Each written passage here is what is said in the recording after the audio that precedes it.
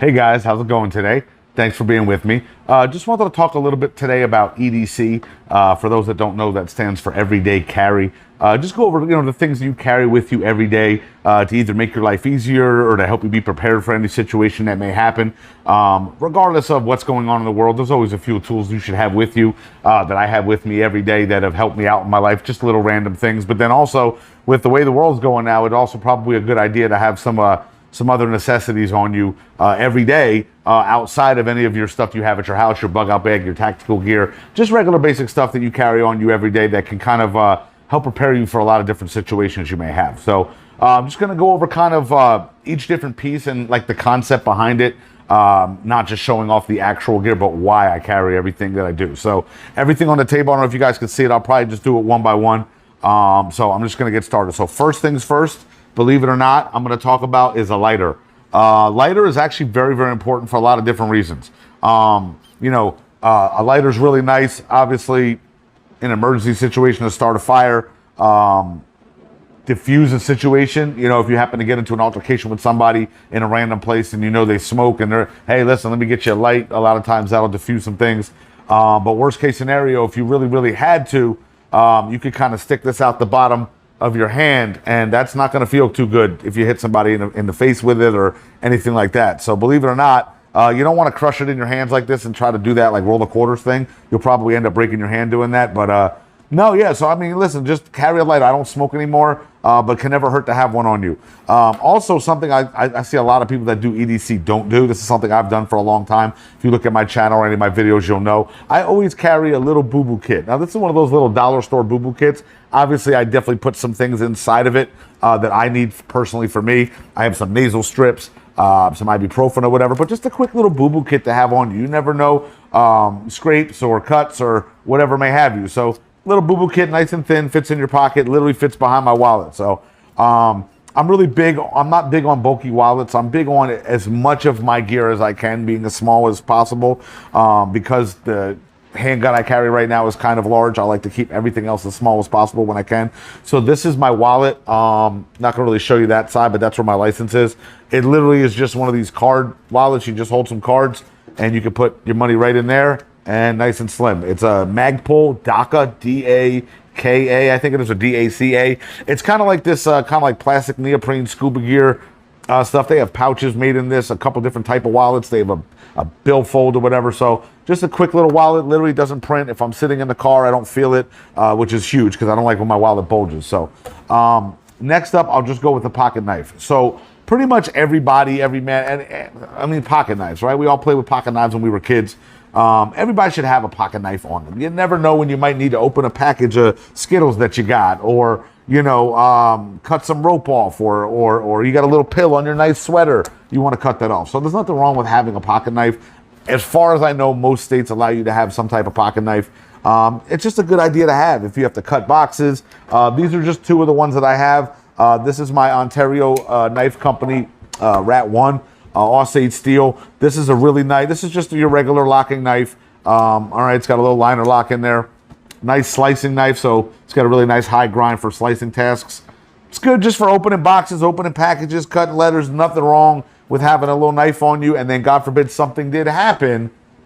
A knife is always a tool first, but if God forbid something happened, you did, how quick you're going to deploy it, but it's better than having nothing. So that's my Ontario knife company, Rat 1. Little G10 grips, Osage steel, really nice. This is my Benchmade Booth 590 BK. This was a birthday gift from one of my best friends in the world about 3 years ago. I've carried it pretty much every single day since then. Really love it. I probably wouldn't have bought myself a Benchmade, but it was a birthday gift. We've actually known each other for like 40 years. I'm not that old, so there you go. But yeah, Benchmade Boost 590 BK. It's got your access lock. This way you don't have to put your thumb in front of it. So, that's nice to have. It's a nice, good steel, S30V steel. I do a lot of cutting with this. I pretty much carry this every day. This stays in a little backpack. But yeah, so just, cutting tasks, it's nice and light, and it's never a problem to have a knife on you. Next, I'm definitely going to go to is a flashlight, which probably at the end of the day should have been first. Now, if you've seen a lot of my pocket dumps, I usually do carry a Streamlight MicroStream USB, probably the best bang for the buck and the best light for the size. and wait. But I can't find it right now. So I'm just going to show you my other flashlight that I have. This is a Phoenix PD36R. Stupid bright. This is like the third brightness setting. It has 3 more above it. USB rechargeable. A little bit bigger than maybe some people might want to carry, but I do know people that carry ones bigger than this every day. So this is really, really bright. This is one of those flashlights where literally if I put it up to the top, this can diffuse any situation you get into. You may not ever have to pull a knife. You may not ever have to pull a gun, which is obviously the goal at the end, to not have to do that. You could use one of those flashlights, you pull it out, you put that in somebody's face, they can't see anything for at least 30 seconds. So God forbid if you did have to, it has a nice crenulated bezel right here, you know, whatever, but it's good to have a flashlight. Number one, we're not nocturnal. We can't see at night. You don't want to pull your weapon light out to identify something. And a lot of times you can diffuse any situation just by putting that in somebody's face. So I'm not looking to fight. You know, I'm looking to get home.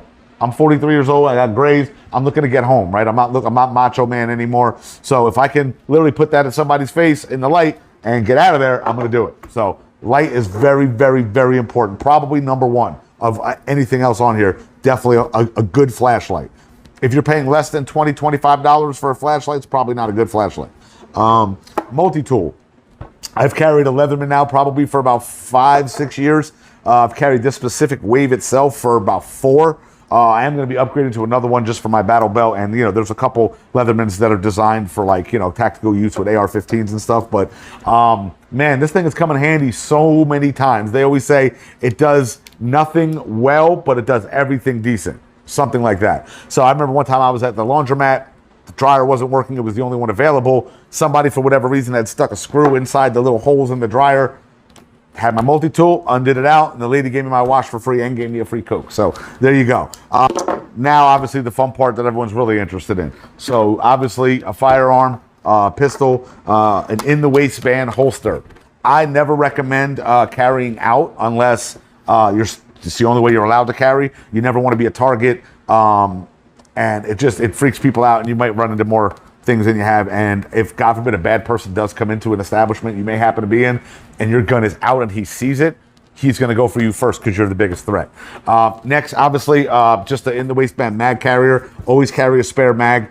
No, it's not for more ammo. A lot of people that maybe are new to guns or see a lot of the stuff on the internet, carrying an extra mag for a pistol has nothing to do with having more ammo. That's just a benefit.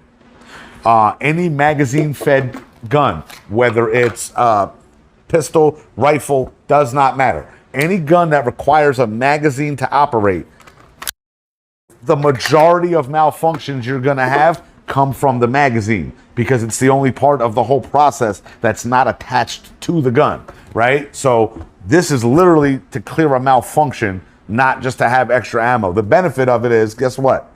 I also have extra ammo. So another thing also real quick before this video gets too long. Another reason why it's really good if you do appendix carry, which is what I do in the front. It's good to carry an extra mag on the belt line, whether it's attached to your holster or not, because what's going to happen is if you don't, your belt's going to come like this and then you're going to print a lot. Whereas if you have this on for whatever reason, it distributes the signature of your shirt out wider, so you really won't actually, you'll be less likely to see the printing of the gun. Got to have a good belt. I'll say it again, belt, belt, belt. Don't go to Walmart, don't go to JCPenney, Nordstrom Rack. Get a real belt designed to carry a gun. And then this is actually, you guys have seen the videos of me shooting out of this. This is my EDC pack right now. I might upgrade just because I work a little bit farther from home than I used to. But this is the 511 2-banger. Probably my favorite sling pack EDC bag I've ever carried, only because of it's a sling pack, so it's nice and light.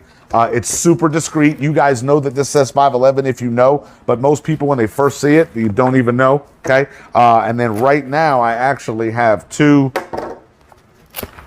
M&P extended mags in there. Generally, this is actually designed for 2 AR mags and 2 pistol mags.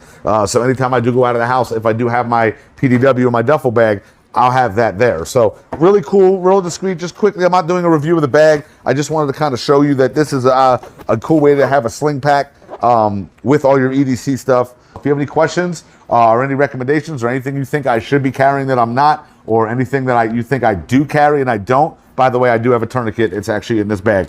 It's a soft tourniquet. But anything that you think I should carry that I don't, let me know. All right, I appreciate you guys watching. We'll see you soon.